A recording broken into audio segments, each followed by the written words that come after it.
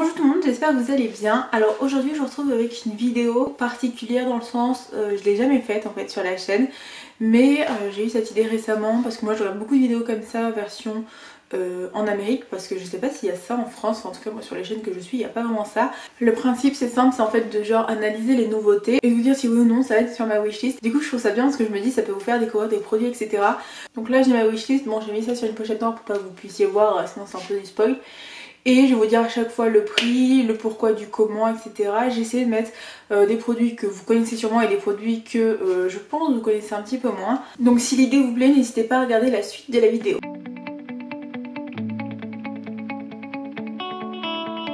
Donc pour commencer, nouveauté du mois, on va parler de la palette. Donc je vous la montre parce que je me la suis déjà procurée. Mais c'est la palette Game of Thrones avec, en collaboration avec Urban Decay. Voilà, je vous la montre pas dans ces vidéos. Je vous mettrai donc des photos à chaque fois. Mais je vais pas vous la montrer en détail ici puisqu'en fait j'en ai fait une vidéo. Donc je sais pas dans quelle ordre je vais poster. Je pense qu'elle sera mise avant.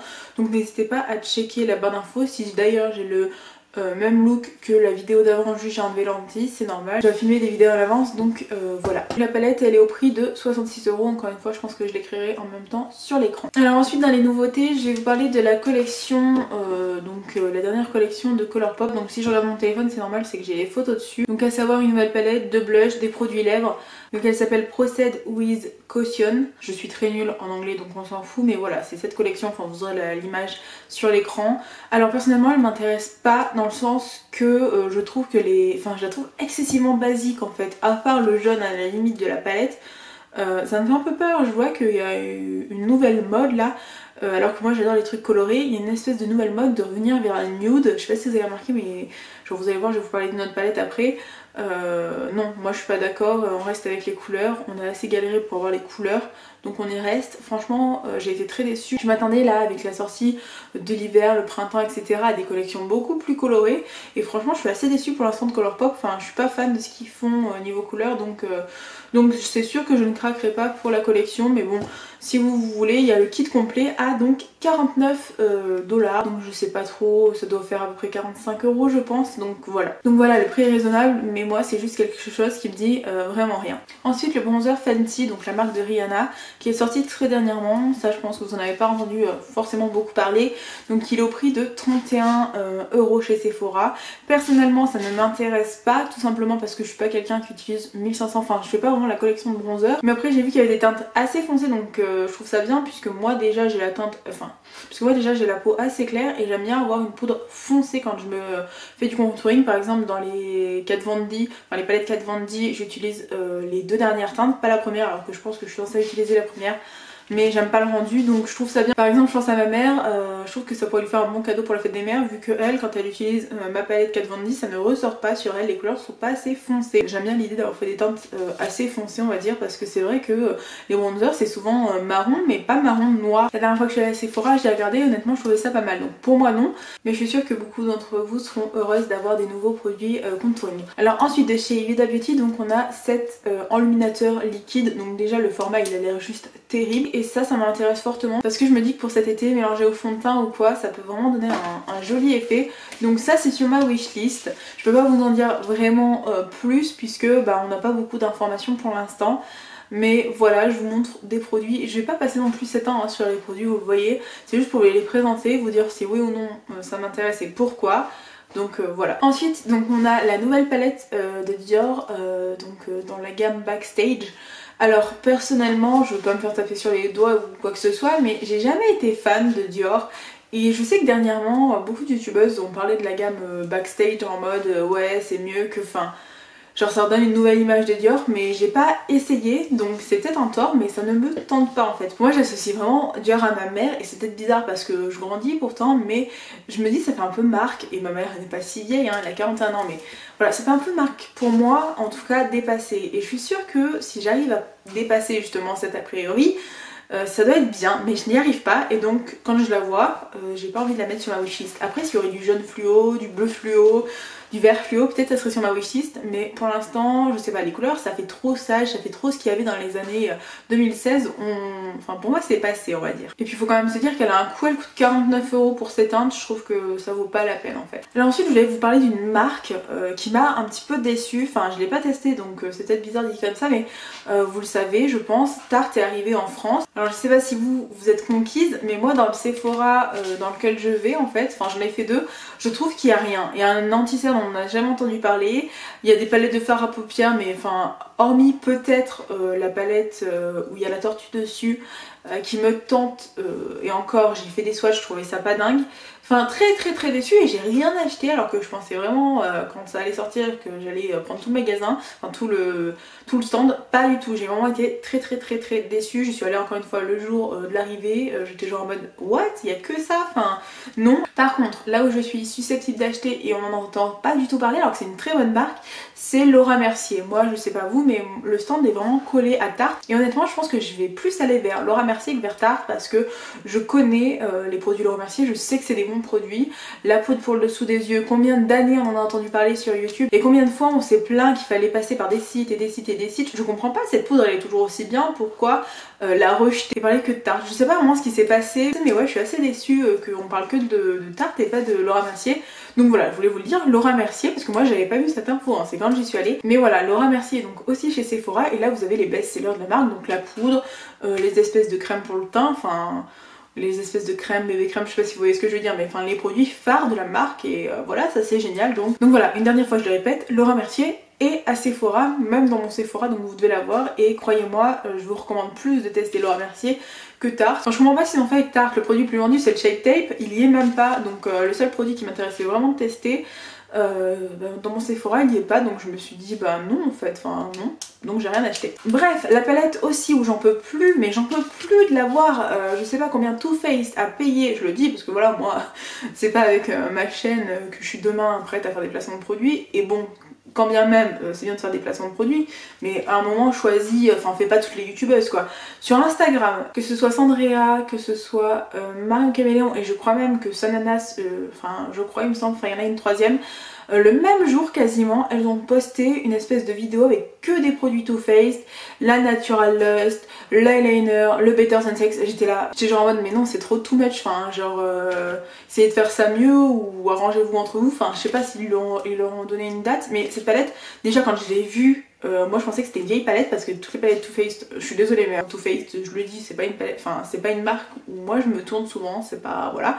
Et ouais cette palette en fait je pensais que c'était une ancienne parce que toutes les palettes se ressemblent je trouve chez Too Faced, et franchement quand j'ai vu ça, mais je me suis dit non, enfin c'est pas beau, c'est genre trop classique, et elle apporte rien du tout cette palette, elle coûte...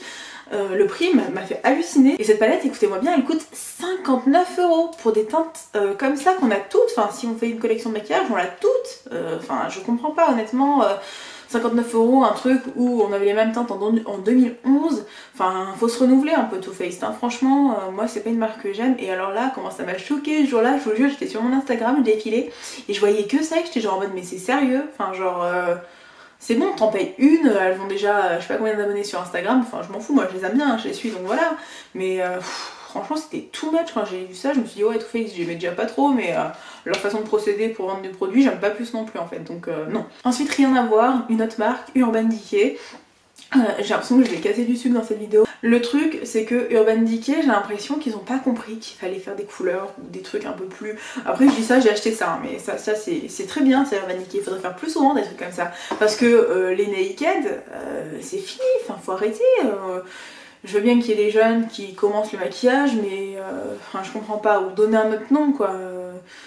Moi j'en peux plus des naked, déjà je suis pas fan de la qualité des fards, et puis voir qu'ils ont remasterisé la première, c'est quoi l'intérêt? Enfin non, je comprends pas, autant en recréer une avec des... Enfin non, franchement non, vous l'aurez compris, ça m'intéresse pas du tout. Après bien sûr vous, si vous aimez combien vous fasse, franchement si vous débutez en maquillage, après voilà je peux comprendre dans ce sens là, mais la première était aussi bien, donc si vous commencez un maquillage et que vous avez aucune palette basique, ok elle sera très bien, mais honnêtement qu'ici à l'heure actuelle en 2019 achète sa première palette de chez Urban Decay pour avoir des teintes comme ça, enfin maintenant on a du make-up révolution et tout, en général quand tu commences le maquillage t'as pas un budget de ouf, enfin je comprends pas vraiment la stratégie derrière, mais bon, peut-être que ça va très bien se vendre et tant mieux, mais moi j'ai déjà la première, la normale et c'est tout, enfin je vais pas acheter la Reload et après dans 5 ans ils vont la refaire et non ça a aucun intérêt, non merci. Après donc de chez Anastasia Beverly Hills, on va parler de la Riviera, alors ça c'est ultra connu, hein, on l'a vu et franchement je suis perdue, je dois le dire, parce que quand je la vois à Sephora, elle est jolie mais pas indispensable, pas rare. Voilà, on parle trop d'elle, peut-être dans 2-3 ans quand on n'entendra plus parler je l'achèterai, mais là je vais sur YouTube tous les 2 jours, je vous jure, j'ai une notification maquillage avec la Riviera, 3 maquillages avec la Riviera, une semaine avec la Riviera, oh j'en ai gros, franchement c'est bon. Je pense que vous allez me détester en vrai avec cette vidéo, je sais pas si c'est le bon plan, mais voilà, je suis un peu comme ça, hein, l'air de rien. Je sais pas si vous, mais j'aime pas moi utiliser le maquillage que tout le monde utilise, j'aime bien faire des découvertes en fait, et j'estime que c'est même plus une découverte si tout le monde fait le même maquillage, tout le monde utilise la même palette, je sais pas si vous voyez ce que je veux dire. Donc non. Là je vais vous parler d'une palette les gars, par contre quand je l'ai vue je me suis dit il me la faut, donc encore une fois là mon compte en banque c'est délicat. Et j'ai une palette de cette marque qui m'attend chez ma mère, donc j'ai d'abord testé, j'avais commandé, je sais pas si vous êtes au courant, la Tropical de chez Certified, je sais pas si ça se prononce comme ça. Elle est arrivée chez ma mère, j'ai juste trop hâte les gars de pouvoir la tester, elle est trop belle. Et qu'est-ce que je n'ai pas vu la dernière fois quand j'étais sur mon Instagram, du coup moi ce que j'ai fait c'est que j'ai créé un Instagram perso, ça je crois que je vous l'ai déjà dit. Et avec cet Instagram là je me suis abonnée quasiment qu'à des marques en fait que j'aime bien. Et du coup je vois toutes les nouveautés. Qui fait vraiment j'ai mon Instagram perso où je suis les youtubeuses et un Instagram où je suis les marques pour ne pas trop être perdue, etc. Et quand ce jour là j'ai vu la palette, alors je sais plus son nom mais vous la voyez de toute façon, je me suis dit non mais cette palette c'est ma vie, genre elle est juste trop jolie, enfin les couleurs c'est toute ma vie.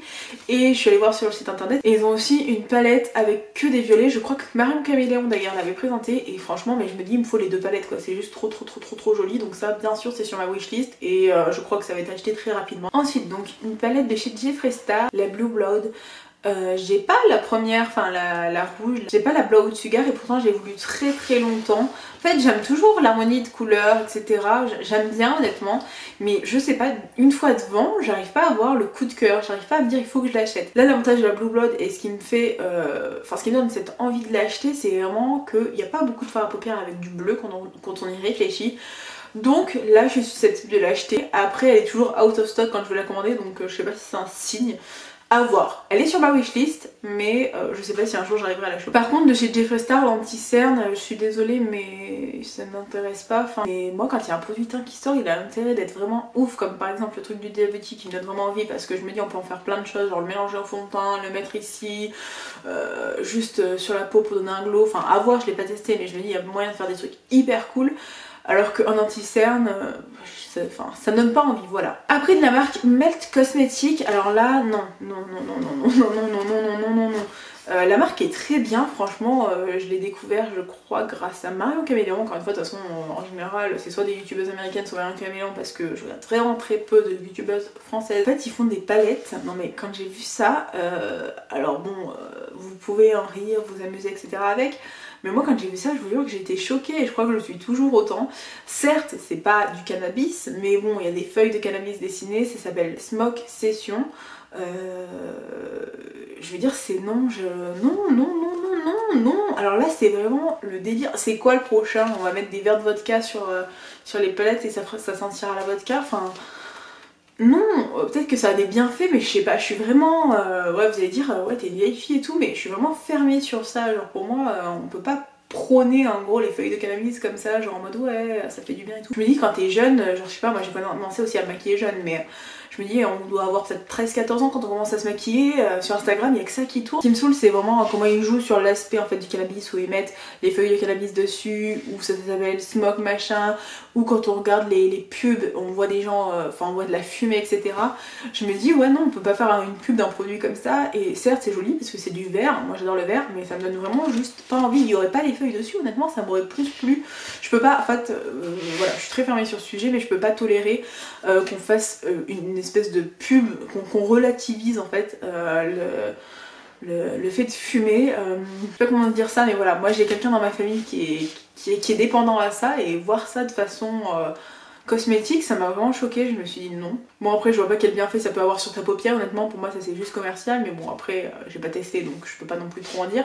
Mais non, pour moi c'est juste non, c'est mort, c'est même si on m'envoyait le produit, je le testerais même pas, j'en voudrais même pas pour dire non. Après donc de Linda Alberg, j'ai vu qu'elle avait sorti une palette et je suis un peu déçue parce que les couleurs auraient pu être belles, mais ça manque de peps, c'est hyper clair, c'est hyper pâle, c'est hyper... Bon après bien sûr chacun ses goûts hein, mais pour moi c'est trop terne en fait, c'est trop pastel je trouve. Enfin pour mes cheveux je me dis ça va faire bizarre donc peut-être quand je vais avoir les cheveux blancs je serai susceptible de l'acheter parce que vous le savez hein, mon but ultime est de retourner avec les cheveux blancs, hein, ça cette couleur c'est... voilà. Mais pour l'instant non, elle me dit trop rien avec mes cheveux, mon teint etc, je me dis ça va faire fade en fait. Je sais pas si je l'ai dit mais la palette Melt Cosmétique là coûte quand même 48$. Pour ça, enfin non mais non. Et la palette Linda Alberg en coûte 60, enfin coûte 60€. Alors je sais que je viens de dire que 48$ c'était beaucoup, mais après Linda Alberg c'est quand même une super marque donc je trouve pas le prix très choquant. Melt Cosmétique j'ai jamais testé mais non, enfin, je mettrais jamais 45€, ça doit faire je pense pour une palette avec genre 6 fards à paupières avec des feuilles de weed dessus. Ensuite Makeup Revolution a sorti donc cette palette en collaboration avec Carmi je crois ou quelque chose du genre. Alors vous le savez j'adore Makeup Revolution mais là les choix de teintes ont été un peu bizarres pour moi genre... Enfin, c'est pas ce que j'aime, je suis plus susceptible d'acheter la collaboration avec Tammy, donc la dernière collaboration qu'ils ont fait ensemble avec beaucoup de couleurs, avec des irisés, des mats, celle-là elle m'intéresse, mais celle-ci là que vous voyez tout de suite sur votre écran, honnêtement pour moi il n'y a rien de spectaculaire donc je passe mon chemin. Par contre elle est vraiment pas chère, enfin c'est Makeup Revolution quoi, elle est au prix de 11,99€. Ok, plus que deux produits, je vais vous parler donc de l'highlighter Martin Cosmetics. J'ai pas encore testé Martin Cosmetics mais je veux le faire, sauf qu'elle a dit très dernièrement dans une de ses stories qu'il allait avoir de nouveaux... Non c'est pas dans une story, qu'est-ce que je raconte, je crois que c'est sur sa vidéo YouTube pardon. Elle a dit qu'elle allait avoir une nouvelle palette et franchement je l'attends au tournant, j'espère qu'elle va faire un truc de ouf avec des super couleurs. Si c'est genre du gris, du marron, je vais être dépitée honnêtement. Mais voilà, je croise les doigts, j'aime déjà beaucoup la palette grosse je trouve niveau couleur mais je me dis on peut mieux faire. Donc voilà, je l'attends au tournant et je pense que je ferai ma commande à ce moment là en fait. Donc l'highlighter qu'elle a sorti me tente mais je vais faire une commande plutôt grosse et peut-être vous en faire une vidéo donc j'attends. Et ensuite dernier produit, j'ai vu ça juste avant de faire la vidéo donc je l'ai noté, c'est les produits sourcils Kylie Cosmetics. Bah encore une fois ça peut être bien pour vous, c'est pas très cher, vous avez un crayon à 14$ et le pot, la pommade pardon à 16$, donc vous voyez en France ça doit faire 14€ et 12€ à peu près. Donc certes c'est pas cher, après moi je fais pas mes sourcils donc je sais que c'est un tort, je sais qu'il faudrait que j'essaye de les faire parce que voilà ça fait bizarre d'avoir un truc aussi chargé et pas les sourcils de fait, mais je ne sais pas les faire, honnêtement j'ai essayé plein de fois, je ne sais pas les faire. Donc voilà, je me dis acheter ça, ça m'intéresse pas parce que moi j'en aurais pas l'utilité, mais si vous aimez bien Kylie Cosmetics, voilà, sachez-le. Je pense que vous l'avez pas encore vu beaucoup l'info, donc c'est pour ça, enfin quoi que je vais vous sortir cette vidéo dans 2 semaines, ce sera même plus des nouveautés, c'est chiant. Je suis vraiment désolée pour ça, mais voilà, il y a quand même peut-être des produits que vous connaissez pas et voilà. Donc voilà, c'est donc fini pour cette vidéo nouveauté dans ma wishlist ou pas. Je sais pas ce que vous en pensez, je sais pas s'il y a une autre youtubeuse française qui fait ça, je suppose, hein, mais je ne vois pas qui, donc n'hésitez pas à me le dire en commentaire puisque moi c'est des vidéos que j'adore regarder. Donc voilà, je serais ravie de pouvoir en regarder aussi en français. Je vous fais des gros bisous, puis je vous dis à une prochaine, bye!